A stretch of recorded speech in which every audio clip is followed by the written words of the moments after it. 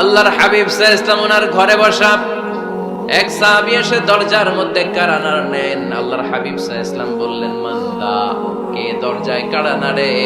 সাহাবী বললেন, আনা, আমি। বিশ্বনবী বললেন, মান আনতা, তুমি কে? সাহাবী কয়, আনা আনা। আরে নবী, আমি। রাসূল সাল্লাল্লাহু আলাইহি ওয়াসাল্লাম, কিসের আনা আনা? নাম বলো মিয়া। আনা আনা কান্নাহু কারিহা। রাসূল সাল্লাল্লাহু আলাইহি ওয়াসাল্লাম ওর কথাটাই রিপিট করলেন। রাসূল সাল্লাল্লাহু আলাইহি ওয়াসাল্লাম জিজ্ঞেস করলেন, কে? বলে, আমি। আরে তুমি কে? সাহাবী বলে, হুজুর আমি। আল্লাহ রাসূল বলে, আমি। এটা কোনো নাম হইলো? নাম বলো। আল্লাহ রাসূল সাল্লাল্লাহু আলাইহি ওয়াসাল্লাম রেগে গিয়ে দুইবার বললেন, আমি। তা আমি বললেন না, আবার নামটা বলবেন। আমি কোনো নাম হইলো? ওই সাহাবী বললেন, আমি। রাসূল সাল্লাল্লাহু আলাইহি ওয়াসাল্লাম বললেন, না, আমি তোমার নাম না, তোমার নাম বলবে। তাহলে কারোর সাথে দেখা করতে গেলে প্রথম কাজ হচ্ছে অ্যাপয়েন্টমেন্ট নেয়া, 2 নাম্বার অনুমতি চাওয়া, দরজায় নক করে সালাম দেওয়া, আর নাম বলা। রাজি আছেন? অনুমতি ছাড়া কারো ঘরে ঢুকবেন না, এটা কি আপনাদের মনে থাকবে? এক সাহাবী বললেন, ইয়া রাসূলুল্লাহ, ইয়া হাবিবাল্লাহ, আমার ঘরে কেউ নাই, শুধু আমি থাকি আর আমার আম্মা থাকে। আস্তাযিনু আলা উম্মি, আমার মায়ের ঘরে যেতেও কি আমার অনুমতি লাগবে নাকি? আল্লাহর হাবিব বললেন, তুহিব্বু আন তারাহা উরিয়ানা, তুমি কি চাও নাকি তোমার মাকে তুমি উলঙ্গ দেখবে? সাহাবী বললেন, না, কশিন কালেও আমার মারে আমি উলঙ্গ দেখতে চাই না। আল্লাহর হাবিব সাল্লাল্লাহু আলাইহি ওয়াসাল্লাম বললেন, ইদান ইস্তাযিন আলাইহা, তাহলে তোমার মার ঘরে ঢোকার আগেও অনুমতি নিয়ে ঢুকবা। মায়ের ঘরে ঢোকার আগে অনুমতি নিয়ে ঢুকবা। সাহাবী বলে, আনা খাদিমুহা, রাসূল সাল্লাল্লাহু আলাইহি ওয়াসাল্লাম, আমি ছাড়া ওনার কেউ নাই, আমি তো ওনার খেদমত করি, আমার মার ঘরে ঢোকার আগে অনুমতি নেওয়া লাগবে? আল্লাহ রাসূল সাল্লাল্লাহু আলাইহি ওয়াসাল্লাম বললেন, হ্যাঁ, তোমার মায়ের ঘরে ঢোকার আগে অনুমতি নেওয়া লাগবে। তাহলে মার ঘরে ঢোকার আগে যদি অনুমতি লাগে, বোনের ঘরে ঢোকার আগে তোর অনুমতির দরকার নেই? হ্যাঁ? ভাইয়ের ঘরে, ভাবির ঘরে ঢুকবেন? হ্যাঁ, অনুমতি নিয়ে ঢুকবেন না? খবরদার, কারো ঘরে ঢোকার আগে অনুমতি নিয়ে ঢুকবাম। হুট করে আমরা অনেক সময় ঢুকে পড়ি। সে হয়তো বিশ্রাম নিচ্ছে, অল্প কাপড় পরে শোয়া, বা বিছানা এমন ভাবে পড়ে আছে, ওই অবস্থায় সে কারোর সাথে দেখা করতে চাচ্ছে না। ওই অবস্থায় হুট করে ঢুকা যাবে? নক করেন, সালাম দেন, নাম বলেন, পারমিশন চান। এই সময়ের মধ্যে সে নিজেকে গুছিয়ে প্রিপেয়ার্ড হবে, আপনার সামনে আসার উপযোগী করে নেবে নিজেকে, ঠিক কিনা? দিস ইজ ইসলাম। আওয়াজ করে বলেন, দিস ইজ ইসলাম। এটাই ইসলাম। শুধু লম্বা দাড়ি রাখাই ইসলাম না, শুধু নামাজ পড়তে পড়তে কপালে দাগ ফেলানো ইসলাম না। কারো ঘরে ঢোকার আগে অনুমতি নিয়ে যাওয়ার নাম ইসলাম। কথা বুঝতে পেরেছেন? তাহলে কারো ঘরে ঢোকার আগে পারমিশন নিব, সালাম দিব। হুট করে আজ থেকে কারো ঘরে ঢুকবো না। ইনশাআল্লাহ পড়বেন না? রব্বুল আলামিন এই সূরাটা শুরু করলেন ঈমানদারদেরকে ডেকে।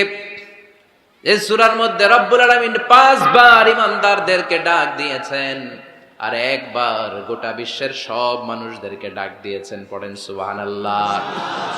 আল্লাহ বললেন, ইয়া আইয়ুহাল্লাযীনা আমানু লা তুকদ্দিমু বাইনা ইয়াদাইল্লাহি ওয়া রাসূলিহি ওয়াত্তাকুল্লাহ ইন্নাল্লাহা সামিউন আলীম। আল্লাহ বললেন, ও বিশ্বাসীরা শোনো, প্রথম গাইডলাইন, এই সমাজে যদি শান্তি চাও, সমাজটারে যদি সুন্দর বানাতে চাও, আল্লাহ রাসূলের বিধানের উপরে কোনো কথা বলো না। আল্লাহ রাসূল যেই বিধান দিয়েছেন ওই বিধানটাই ফাইনাল। আল্লাহ রাসূল যা বলছে ওইটা ফাইনাল না, আমার যা মন চায় ওইটা ফাইনাল? কারটা ফাইনাল? আল্লাহ রাসূলেরটা ফাইনাল। কোন বিশ্বাসী নারী, কোন বিশ্বাসী পুরুষ আল্লাহর বিধান চলে আসার পরে মন গড়া কোনো কাজ করতে পারে নাকি? মুমিন নারী পুরুষ সব সময় ওই বিধান পালন করে যেই বিধানটা আমাদের জন্য ফরজ করেছে কে? আল্লাহ রাসূল যা বলেছে এটাই ফাইনাল। খবরদার, আল্লাহ এবং আল্লাহ রাসূলের দেয়া কোনো বিধানকে টপকে যেও না। Don't try to be over smart, বেশি স্মার্ট হতে যেও না। যতটুকু ইসলাম দিয়েছে ওইটার মধ্যেই থাকো। ইসলামের চেয়ে বেশি স্মার্ট কোনো কিছু হতে পারে? ইসলামের চাইতে কোনো কিছু বেশি মডার্ন হতে পারে? আল্লাহর দেয়া, আল্লাহ রাসূলের দেয়া কোনো আইনের চেয়ে কোনো স্মার্ট আইন পৃথিবীবাসী বানাতে পারে? এজন্য আল্লাহ বললেন, ওয়ামা কানা লিমুমিনিন ওয়ালা মুমিনাতিন ইযা কাদাল্লাহু ওয়া রাসূলুহু আমরান أن يكون لهم الخيرة من أمرهم আল্লাহ আল্লাহ রাসূলের বিধান যখন জানা হয়ে যায়, কোনো মুমিন বান্দা বান্দি তাদের আর নিজেদের পক্ষ থেকে কোনো অপশন থাকে না, কোনো চয়েস নাই। আমার আল্লাহ বলেছে 5 ওয়াক্ত নামাজ জামাতের সাথে পড়ো, এর উপরে আমাদের কোনো কথা আছে নাকি? আল্লাহ নারীদেরকে বললেন হিজাব পরে রাস্তায় বের হও, এর উপরে কোনো কথা আছে নাকি? আল্লাহ বললেন সমাজের ফিনান্সিয়াল ট্রানজাকশন গুলো ব্যবসার মাধ্যমে হবে, কোনো সুদের কারবার চলবে না, এর উপরে মুমিনদের কোনো কথা আছে নাকি? আল্লাহ আল্লাহ রাসূল যেটা বলেছে ওইটাই ফাইনাল, ওইটাই সবচেয়ে শ্রেষ্ঠ। খেয়াল রাখবেন, এর চেয়ে বেশি শ্রেষ্ঠ হতে পারে না। এক সাহাবী বললেন আমি সারা রাত তাহাজ্জুদ পড়ব, ঘুমাবো না। এক সাহাবী বলল আমি আর স্ত্রীদের কাছে যাব না। আরেক সাহাবী বলল সারা বছর আমি রোজা রাখবো, আমি কোনোদিন রোজা ভাঙবো না। আল্লাহ রাসূল সাল্লাল্লাহু আলাইহি ওয়াসাল্লাম রেগে গেলেন, কারণ আল্লাহ রাসূল সাল্লাল্লাহু কি এগুলো শিখাইছেন আমাদেরকে? সারা রাত তাহাজ্জুদ এগুলো শিখাইছে? সারা বছর রোজা শিখাইছে? স্ত্রীদের থেকে আলাদা দূরে দূরে থাকা এগুলো শিখাইছে? রাসূল সাল্লাল্লাহু আলাইহি ওয়াসাল্লাম রেগে গেলেন। দেখেন what a check and balance, ইসলাম কতটা ভারসাম্যপূর্ণ জীবন ব্যবস্থা। আল্লাহ রাসূল সাল্লাল্লাহু আলাইহি ওয়াসাল্লাম ডেকে বললেন কার এত সাহস যে বলেছে সারা রাত তাহাজ্জুদ পড়বে? কই, আমি নবী তো সারা রাত তাহাজ্জুদ পড়ি না, আমি নবী তো তাহাজ্জুদও পড়ি আবার ঘুমাই, তো আমি ঘুমাইয়া আল্লাহর এত বড় প্রিয় বান্দা হতে পারি, তোমার সমস্যা কোথায়? আমি নবী হয়ে 11 জন স্ত্রীর সাথে মেলামেশা করতে পারি, তোমার মিশতে সমস্যা কোথায়? আমি নবী রোজা রাখি আবার মাঝে মাঝে রোজা রাখি না, দিনের বেলা খাই, এভাবে মানতে তোমার সমস্যা কোথায়? ইন্নী লা আখশাকুম লিল্লাহি ওয়া আতকাকুম লাহু, আমি নবী সবার চাইতে বেশি আল্লাহরে চিনি, আমার নবীর চাইতে আল্লাহরে বেশি কেউ চিনে? আরে নবী তো আমাদেরকে আল্লাহকে চিনিয়ে দিয়েছে, চিল্লায় বলেন ঠিক কি না? আমার নবীর চাইতে কেউ বেশি বুজুর্গ হতে পারবে না, আমার রাসূলের চাইতে কেউ বেশি আল্লাহওয়ালা হতে পারবে। তার মানে রাসূল যতটুকু শিখিয়েছে অতটুকুই শ্রেষ্ঠ। এটা টপকিয়ে এটার উপর দিয়ে অ্যাডভান্স হয়ে সামনে যাওয়া যাবে? বেশি বোঝা যাবে না। খবরদার, রাসূল যেটা শিখিয়েছেন অতটুকুর মধ্যে থাকতে হবে, তাহলে কল্যাণ আর বরকত দিবে কে? মাগরিবের ফরজ নামাজ কয় রাকাত? কয় রাকাত? কেউ যদি বলে আমি অনেক বড় আল্লাহর ওলি, আমি 5 রাকাত পড়বো সওয়াব বেশির জন্য, হ্যাঁ কি কয় হবে না? 5 রাকাত তো, সেজদা কয়েকটা বেশি আছে এটার মধ্যে, রুকু কয়েকটা বেশি, কষ্টও বেশি, হবে? কথা কয় না, হবে? রমাদানের 30 দিন রোজা রাখা ফরজ, আপনি যদি বলেন না রমজানে না রেখে এটা আমি শাবান জুলকাদ জুলহাজ 3 মাস টানা 90 দিন রেখে দিব, বেশি রাখবো আমি, হবে? হবে, কারণ বেশি বুঝছে। কারণ কি? আল্লাহ রাসূলের চাইতে বেশি বোঝা যাবে, আল্লাহ রাসূলের চাইতে বেশি বুজুর্গ সাজা যাবে। খবরদার, never be advanced from Allah and his রাসূল। আল্লাহ এবং আল্লাহ রাসূলের চাইতে আমরা অ্যাডভান্স হব না। আল্লাহ আল্লাহ রাসূল যা দিয়েছেন ওইটাই ফাইনাল। ওইটা কি ফাইনাল? আওয়াজ করে বলেন ওইটা কি? তাহলে সামাজিক সুখ সম্প্রীতির প্রধান মাধ্যম হচ্ছে আল্লাহ আল্লাহ রাসূল যা বলেছে এটাই আমরা মানবো, এর উপরে আমরা কোনো কথা বলতে চাই।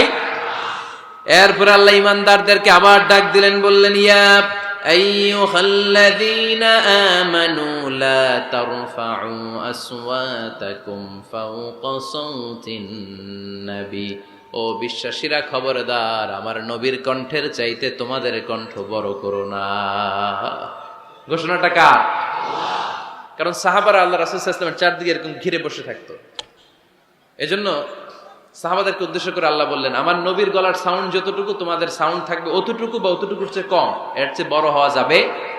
তাহলে বেয়াদবি হয়ে যাবে। তাহলে কি হয়ে যাবে? বনু তামিম গোত্রের নেতা কে হবে? আল্লাহর হাবিব সাল্লাল্লাহু আলাইহি ওয়াসাল্লাম পরামর্শ করছিলেন। আবু বকর রাদিয়াল্লাহু তাআলা আনহু বললেন আমার মনে হয় এই লোকটা হইলে ভালো হয়। ওমরে ফারুক বলেন না, উনি না, আমার মতে এই লোকটা হইলে ভালো। সাইয়েদনা আবু বকর বললেন আরে না ওমর, তুমি বুঝো না, আমি যার কথা বলেছি সে হলে সবচেয়ে ভালো, তার মধ্যে নেতৃত্বের গুণ আছে। সাইয়েদনা ওমরে ফারুক বলেন না, আপনি বুঝেন নাই, আপনার চেয়ে আমি ভালো বুঝছি, আমি যারে বলেছি সেই হবে নেতা। তর্ক আছে না নাই? এই তর্ক, কথার নাম কথা, কথার পিঠে কথা করতে করতে করতে করতে ওনাদের মধ্যে একটা ঝগড়ার একটা ভাব, বিশ্বনবী বসা, এই ঝগড়া করতে করতে সাউন্ড বড় হয়ে গেছে, এই উনি হবে, উনি বলে না উনি হবে। বিশ্বনবীর কণ্ঠের চাইতে কণ্ঠ উঁচু হয়ে গেল, আরশের উপর থেকে একটা ধমক দিলেন কে? আল্লাহ বললেন খবরদার লা তারফাউ আসওয়াতাকুম ফাওকা সাওতিন নবী, নবীর কণ্ঠের চাইতে কণ্ঠ উঁচু করো না। ওয়ালা তাজহারু লাহু বিল কওলি কাজহারি বা'দিকুম লিবা'দ আন তাহবাতা আমালুকুম ওয়া আনতুম লা তাশউরুন। নবীর কণ্ঠের চাইতে তোমাদের কণ্ঠ যদি উঁচু হয়ে যায়, তোমাদের সব নেক আমলগুলো আমি আল্লাহ বাতিল করে দেব।